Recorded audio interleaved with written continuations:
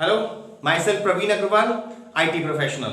तो आप लोग हमारे चैनल वीडियो जो कंप्यूटर पुराण के नाम से देख रहे हैं, इसमें बहुत सारी चीजें हम बहुत अमेजिंग लेने वाले हैं। अभी हम डे 8 पार्ट 1 में डे 8 का कंप्लीट सेशन पढ़ने वाले हैं। इसमें हम क्या सीखेंगे? आज हम इसमें सीखेंगे फॉर्मूला और फंक्शंस को कैसे अप्लाई करते हैं। हम इसमें सीखेंगे सैलरी और पेरोल मैनेजमेंट कैसे करेंगे, और वीडियो के एंड में मैं बहुत इंपॉर्टेंट चीज बताने वाला हूं। आप सुनको बिल्कुल चौंक जाओगे। अमेजिंग।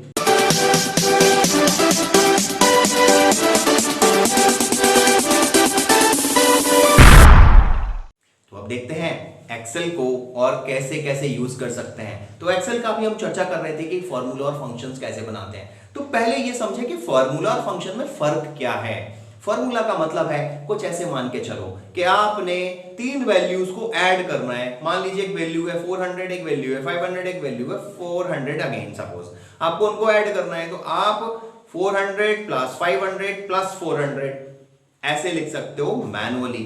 तो मैनुअली कैलकुलेशन एक्सेल पे कैसे करते हैं, तो उसके लिए अभी अपने लैब सेशन में बताने वाले हैं। फिर भी हम कैसे लिखेंगे, पहले इक्वल साइन लगाएंगे, फिर 400 प्लस 500 प्लस 400 लिख सकते हैं। But apart using this technique हम उसको एक दूसरे मैनर में ले सकते हैं, क्योंकि एक्सेल की चीज हमने पिछले वीडियोस में आपको बता चुके हैं कि हर एक सेल का अपना एक एड्रेस होता है। तो हम एड्रेस कैसे यूज करके हम एक्सेल में कैलकुलेशंस कर सकते हैं। तो सपोज कीजिए हमारा 400 जो वैल्यू है वो रखा हुआ है A3 पर। A3 का मतलब है ए कॉलम और थर्ड रो के सेल नंबर A3 पर ये वैल्यू रखी गई है। दूसरी वैल्यू हमारी रखी है A4 पर और थर्ड वैल्यू रखी गई है हमारी A5 पर। तो हम तीनों को कैलकुलेशन कैसे करेंगे? Equal A2 plus A3 plus A4 जो एग्जैक्ट हमारे सेल एड्रेसेस हैं, जहां पर हमें जिन वैल्यूज को ऐड अप करना है, हम उनके cell addresses in place of value को लिख सकते हैं। तो हम इस तरीके से फॉर्मूला अप्लाई कर सकते हैं। ये तो हुआ सिंपल फॉर्मूले का मैनर। अगर सपोज कीजिए आपने 10% का एक डिटेल लिखा हुआ है, जैसे मान लीजिए 10% का आपने वेजेस पे किया है, उन वेजेस को हमको ऐड करना है।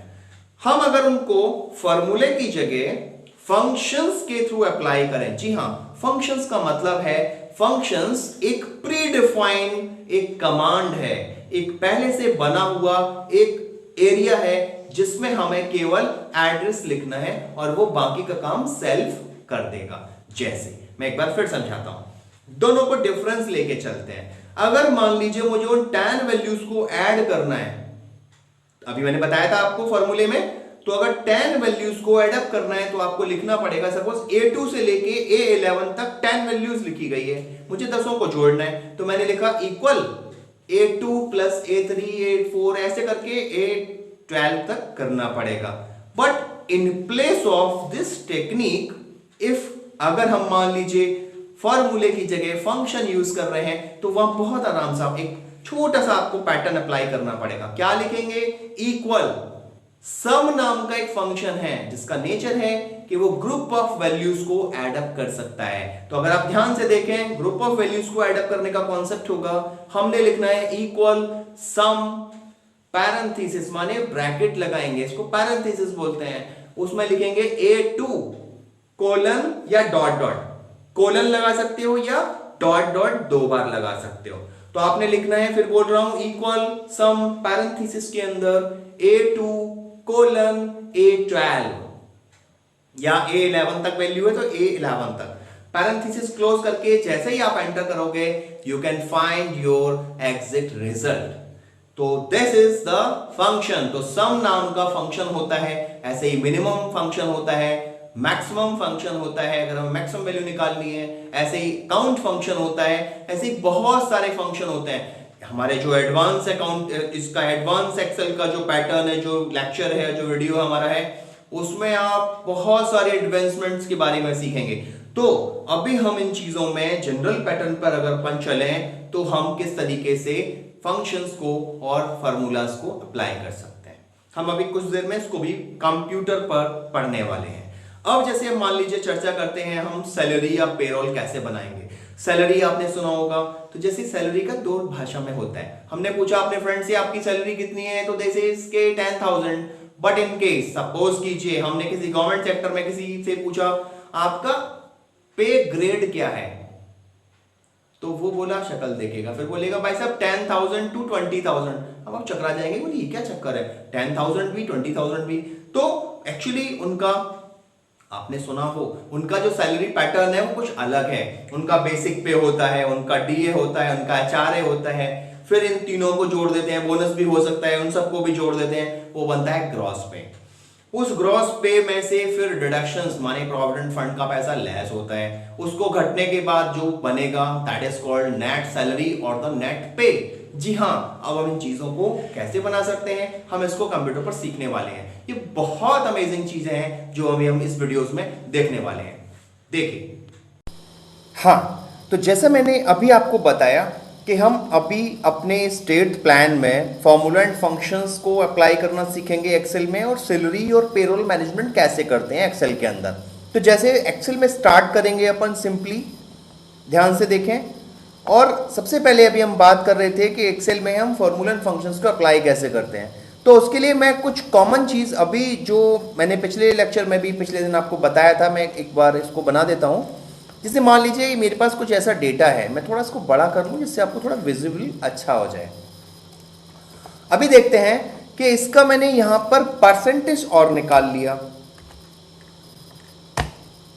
ठीक है। इसको परसेंटेज निकालने के लिए आपको फॉर्मूला शायद पता हो, कितना करना है, ये 3 सब्जेक्ट्स हैं और अब टोटल इसका कितना है 150। तो हमें कितना मार्क्स मिला है 124। तो हम कैसे लगाएंगे, इक्वल, हमारा एड्रेस क्या लिखा हुआ है, हम एड्रेस के थ्रू चलेंगे, H5 equal H5 multiple 150 divided by 100 divided by total marks 150, क्योंकि 50 आउट ऑफ 50 मार्क्स में से टोटल मिला हुआ है। तो ध्यान से देखें, हमारा टोटल निकल के आ रहा है 82.67% प्रॉक्स। ये मैं सेम कर देता हूं इसको भी यहां पर ऐसे। तो अब ध्यान से देखें, ये मैंने सभी की अब ऐसे ही करना है ना, ध्यान हो, आपको बताया गया था। तो जैसे ही आप इसको ड्रैग करेंगे ये सभी कैलकुलेशंस निकाला ही परसेंटेज के अकॉर्डिंग।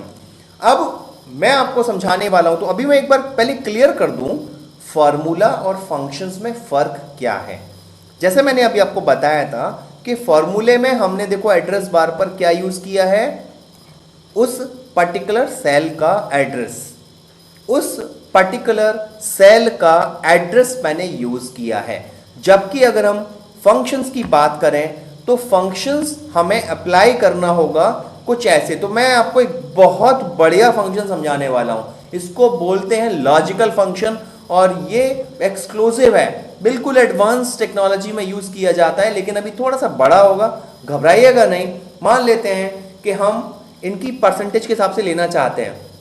जैसे अगर कोई व्यक्ति 84 से अबव आए तो उसको हमें लिखना है सुपर या एक्सीलेंट, और अगर कोई व्यक्ति 74 से अबव आए और 84 से बिलो आए तो उसको हमें देना है वेरी गुड, और मान लीजिए अगर उससे नीचे आए तो उसको केवल हमें गुड देना है। अब हम ये चीज कैसे बनाएंगे, फेल का भी इसमें ऑप्शन दे सकते हैं कि अगर किसी के मार्क्स 60 से नीचे आए तो फेल हो जाएगा। क्लियर, कैटेगरी क्या बन रही है, सबसे पहले हम ले रहे हैं 84 वाली, फिर हमें चाहिए 74 वाली, और फिर चाहिए 60 वाली, 60 से अबव वाली, 60 तक, ठीक है। तो 84 वाले को हमें क्या देना है, एक्सीलेंट, और 74 वाले को हमें देना है वेरी गुड, और इसको देना है गुड, और अगर लेस देन 60 हो गया तो हमें यहां देना है फेल। क्लियर, अब हम इसको अप्लाई कैसे करेंगे, हम हर एक पर्सन का चाहेंगे कि यहां पर निकले इस जगह पर। तो पहले ये कॉलम की जगह यहां पर एक्स्ट्रा जा रही है, मैं डिलीट कर दे रहा हूं जिससे यहां पर आपको विजुअल हो जाए, और इनको उठा के मैं अभी फिलहाल नीचे रख ले रहा हूं देखने के लिए पर्पस के हिसाब से। इधर चाहिए तो यहां मैंने लिखना है रिजल्ट। अब रिजल्ट, तो इस रिजल्ट कैसे लिखेंगे, कीप इन माइंड, आप ध्यान से देखें, ये बहुत अमेजिंग फॉर्मूला होने वाला है।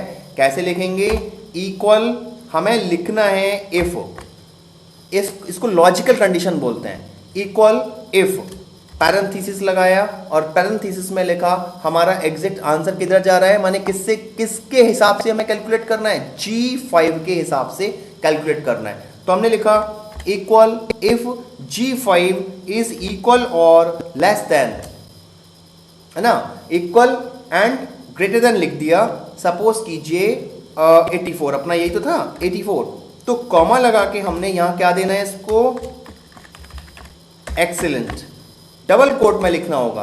ध्यान से देख लें इस पूरे तरीकों को, फिर देखें equal if G5 is equal and greater than 84, तो कॉमा लगा दिया और फिर लिखा डबल कोट में एक्सीलेंट। यही सेम चीज फिर अप्लाई करो, कॉमा लगाओ, फिर इफ लिखो और फिर पैरेंथेसिस लगाओ। ध्यान से देखें जितनी बार नए पैरेंथेसिस लगाएंगे माने ब्रैकेट लगाएंगे कलर बदल जाएगा। केवल स्टार्ट कर रहे हो, बंद नहीं कर रहे हो, बंद एंड में होंगे। तो फिर लगाया इक्वल इफ, हमारा था G, क्या एड्रेस है हमारा 5, G5 is equal and greater than 74, तो हमको कॉमा लगा के क्या लिखना है इसका आंसर, अब इसका आंसर है वेरी गुड, क्लोज कर दिया। फिर सेम पैटर्न आप रिपीट करते जाइए पैरेंथेसिस लगा के। ध्यान से देखिए अभी कलर चेंज हो गया, देखो पहले ब्लैक था, फिर ग्रीन हुआ, अब ये पर्पल हो गया। If G5 equal and greater than क्या था, अभी हमारा थर्ड कैटेगरी 60 है, ध्यान से देखिएगा 60, तो कॉमा लगा के हमें इसको क्या चाहिए, गुड। अब देखो बस ये 3 कैटेगरी हो गई, लेकिन लास्ट वाली हमें क्या चाहिए, फेल। तो अगर यहाँ आपको सीधे देना है तो इसका तरीका होता है कॉमा लगा के, अदरवाइज डबल कोड में इधर ही लिख दो फेल, डबल कोड क्लोज्ड। अभी ध्यान से देखो, इसको बंद करते जाओ, 1 2 3 4, ध्यान से देखो जैसे जैसे मैंने बंद किए थे ये वाले ये पैरेंथेसिस हाईलाइटेड हुए थे। मैं फिर करके दिखाता हूँ, एक बार फिर देखिए, देखो ये वाला पर्पल हाईलाइट हुआ, देखो अब ग्रीन हाईलाइट हुआ, देखो अब ब्लैक हाईलाइट हो गया। मेरे सभी पैरेंथेसिस क्लोज हो चुके हैं, मैंने 3 ओपन किए थे, तीनों मेरे क्लोज हुए। And whenever we push press enter we got yes, बोल दीजिए, देखो इसका रिजल्ट आया वेरी गुड। अभी क्या करना है, सिंपली इसको ड्रैग कर दो, देखो एक एक्सीलेंट आ गया क्योंकि 84 से अबव है। अब इनको देखो ऑटोमेटिक बदलना सीखते हैं। मान लो मैं इसके मार्क्स कम कर रहा हूँ, इसके मार्क्स कर देता हूँ 34, तो देखो ये भी उतना ही है क्योंकि उसके मार्क्स उधर चेंज नहीं हुए। लेकिन अगर इधर मार्क्स मैंने बदले 34 कर दिए, अभी चेंज नहीं आ रहा है क्योंकि इनके इनके फार्मूलाज चेंज हो गए हैं एक्चुअली। तो अभी फार्मूलाज क्योंकि मैंने कॉपी पेस्ट किया था, कोई इशू नहीं है। आप अगर कैलकुलेशंस यहाँ लगाते तो देखो ये सभी चीज़ चेंज हो जाती। तो ये चीज़ बहुत कॉमन है कि आप इस तरीके से फंक्शंस को अप्लाई कर सकते हो। तो फंक्शन क्या है, इफ फंक्शन हो गया। इसी तरीके से सम फंक्शन, तो मैं इसी में सम फंक्शन करके दिखाता हूं। देखो यहाँ पर फंक्शन नहीं लिखा है कोई भी, ये डायरेक्ट कैलकुलेशन हो रही है, सभी टोटल करके आ रहा है। तो मैं मैनुअल करके दिखाता हूं क्या करना है। फंक्शन देखो इक्वल सम पैरेंथेसिस, सम करना है हमको। क्या सम करना है, C5 से लेकर E5 तक की वैल्यू ऐड करनी है। तो इक्वल सम पैरेंथेसिस C5 कोलन E5 बराबर, पैरेंथेसिस क्लोज करो एंड प्रेस, जैसे ही एंटर करोगे इधर टोटल आया आपका 124। इसको ड्रैग कर दो, ये सभी देखो ऑटोमेटिक बदल गए। अभी ध्यान से देखो, इधर मैंने वैल्यू बदली थी तो देखो ऑटोमेटिक यहाँ गुड हो गया क्योंकि इसका बिलो कितना चला गया है, मतलब 60 से अबव है और 74 से बिलो है। इधर देखो तो ये वाला मेरा गुड में आ गया। 74 से अबव वाले जो होंगे उनके कितने चले जाएंगे, वेरी गुड, और 84 से जो अबव वाले होंगे उनको एक्सीलेंट मिल जाएगा। तो अभी ये चीज़ सिंपल पैटर्न पर है कि आप इनको बड़ी आराम से, बड़ी आसानी से मैनेज कर सकते हैं। तो ये चीज़ थी हमारी कैलकुलेशंस के हिसाब से कि हम कैसे इनको कैलकुलेशंस को अप्लाई कर सकते हैं। तो ये चीज़ आपकी बड़ी आराम से आप इसमें फॉलो कर सकते हैं। अगला ऑप्शन था कि हम इसमें पेरोल मैनेजमेंट को कैसे बनाएंगे। तो पेरोल मैनेजमेंट बनाने के लिए आपको किस तरीके से फॉलो अप करना है, पूरा पेरोल मैनेजमेंट के लिए मैं अभी आपको इसमें असाइन करके दिखाता हूं। तो जैसे इसके लिए सबसे पहले मैं एक न्यू फाइल ओपन कर लेता हूं, जस्ट न्यू क्रिएट। और अब ध्यान से देखते हैं पेरोल का पूरा सिस्टम क्या बनता है। पेरोल के बारे में थोड़ा सा मैं दोबारा आपको समझा दूं कि पेरोल जब हम बनाएंगे तो उसमें बेसिक पे डीए, एचआरए, बोनस और प्रोविडेंट फंड्स के हमको परसेंटेज पता होने चाहिए। जैसे मान लेते हैं किसी कंपनी के एम्प्लॉइज़ दो तरह के हैं, जिसमें एक मैनेजिंग लेवल के हैं और एक क्लरिकल लेवल के हैं, तो उनकी किस टाइप से बनेगी कुछ मैं अभी ड्रॉ करने की कोशिश करता हूँ, आपको बहुत अच्छा लगेगा। एग्जाम्पल, जैसे it's a payroll of omega industries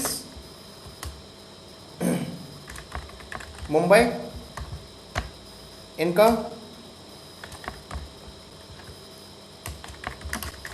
employ name मैं साइज वाइज अकॉर्डिंग टू बड़ा करता जाऊंगा हल्के हल, देन बेसिक पे इट्स अ डीए परसेंटेज ऐसे करके, एचआरए परसेंटेज लगाएं या ना लगाएं कोई इशू नहीं है, वैसे डीए परसेंटेज कैलकुलेशन करके निकालना अपन को, then bonus and it is gross पे,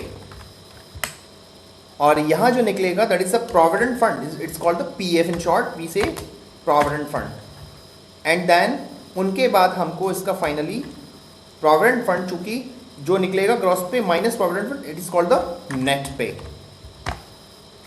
यहाँ पर एक चीज़ मैं और क्लियर कर दूं कि यहाँ पर अगर उनकी अटेंडेंस के अकॉर्डिंग निकालना है तो हमें यहाँ पर अटेंडेंस और एक कॉलम ऐड करना पड़ेगा, तो मैं एक काम करता हूँ यहाँ पर अटेंडेंस और ऐड कर लेता हूँ।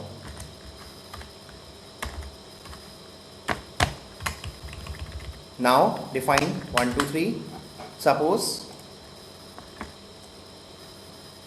5 मेंबर्स का लेते हैं,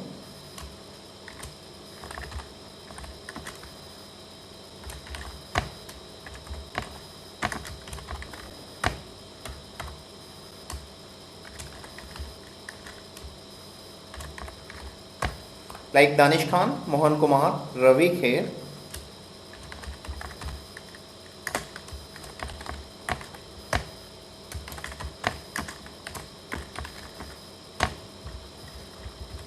सपोज इनका बेसिक पे 10,000 है और इनका 14,000 है, अगेन 10,000, 14,000 और इनका 15,000 है।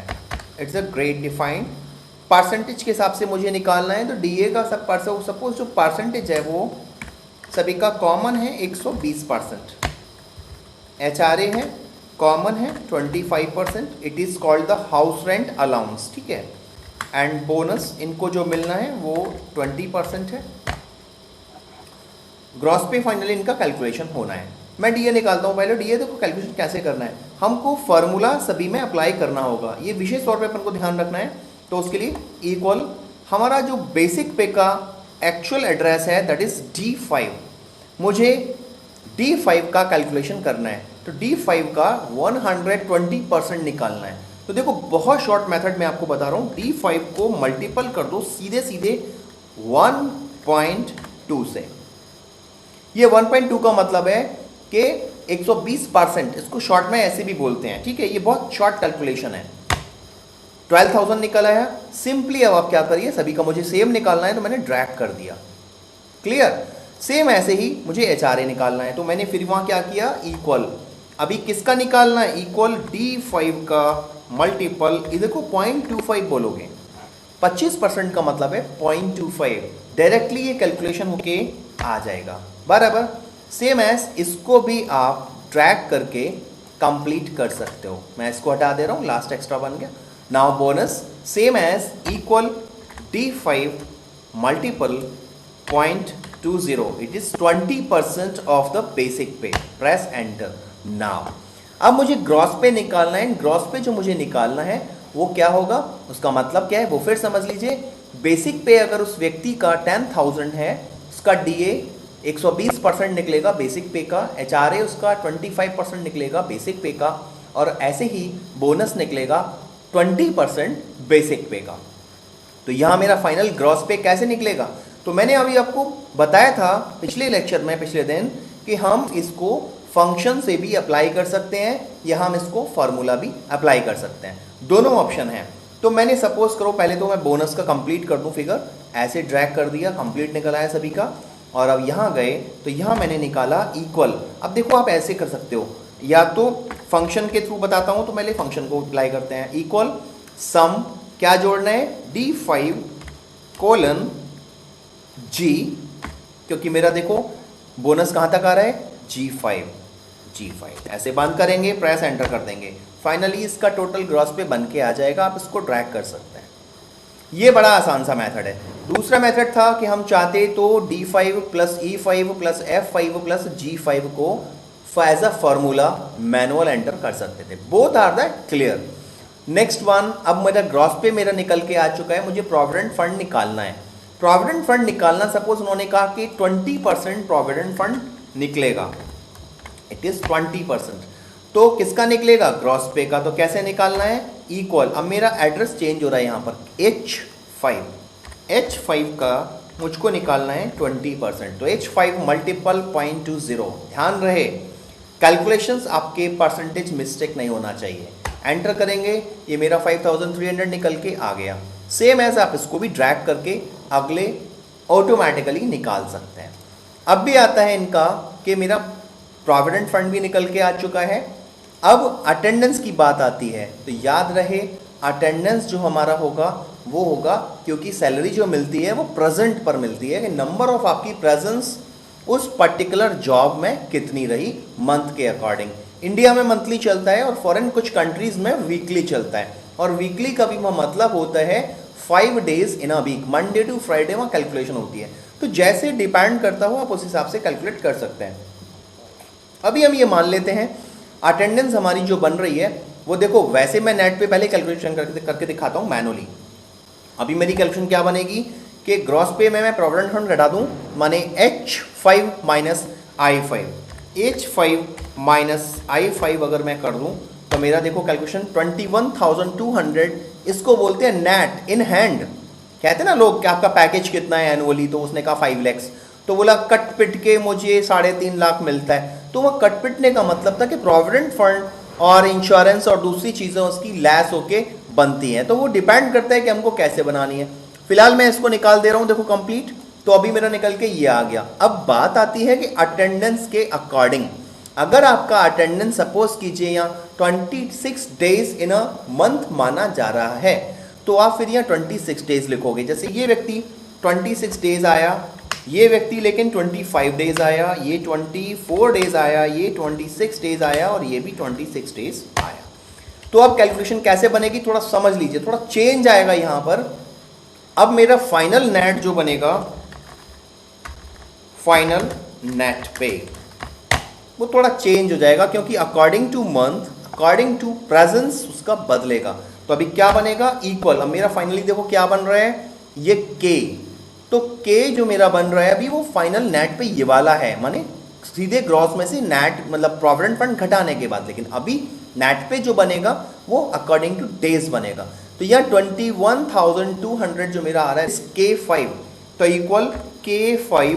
अब मैं इसका क्या करना है, मल्टीप्लाई करूंगा प्रेजेंट का। तो प्रेजेंट कितना है मेरा, एड्रेस लिखेंगे, ध्यान रखें डेज नंबर नहीं डालेंगे, तो J5 डिवाइडेड बाय 26 मंथ का टोटल मानना पड़ेगा। 30 दिन नहीं मानेंगे। Number of days her month का डिफाइन होता है, जैसे 4 संडेज या 5 संडेज का माना जाता है कि छुट्टी रहनी है। डिपेंड करेगा कंपनी के नॉर्म्स पर या गवर्नमेंट सेक्टर के डिपार्टमेंट पर नॉर्म्स पर, कि वह नंबर ऑफ डेज मंथ में कितने मानने हैं। ये आपको आपका एम्प्लॉयर बता देगा, तो कोई इशू नहीं है घबराने का। मैं फिलहाल 26 डेज स्टैंडर्ड मान रहा हूँ उस मंथ में, मैं एंटर करूँगा। अभी सैलरी जो उसकी बन के आई पूरी आ रही है, लेकिन ध्यान से देखें, अब मैं इसको ड्रैग कर रहा हूँ, अभी देखो इधर चेंज हो गई, इसका 1 दिन का सैलरी कट चुका है यहाँ, इसका देखो 2 डेज का सैलरी लेस हो चुका है, घट चुका है ना। ये कंप्लीट सेम आ रहा है 26 days, and it is also comes in 26 days. तो ये फाइनली, जैसे मान लीजिए मोहन कुमार का मैं स्टैंडर्ड देखूं, तो मोहन कुमार का कंप्लीट ये एक नेट स्लिप, इसको बोलते हैं पे स्लिप भी। इसको अब ये फॉर्मेटेड मैनर में नहीं है क्योंकि ये एक्सेल फॉर्म में है, अगर ये फॉर्मेटेड मैनर में होता तो इसको बोल सकते हो पे स्लिप। तो ये पूरा कैलकुलेशन है, हम एक्सेल के अंदर बहुत खूबसूरती से ये कंप्लीट पे रोल को मैनेज कर सकते हैं। ये बहुत बेस्ट ऑप्शन है आप लोगों के लिए। आप इसको बहुत अच्छे से दोबारा वीडियो देख लीजिए अगर आपको कुछ क्लियरेंस होता है, ये बहुत बेस्ट है। आई थिंक आपको बहुत अच्छे से समझ में आ चुका होगा।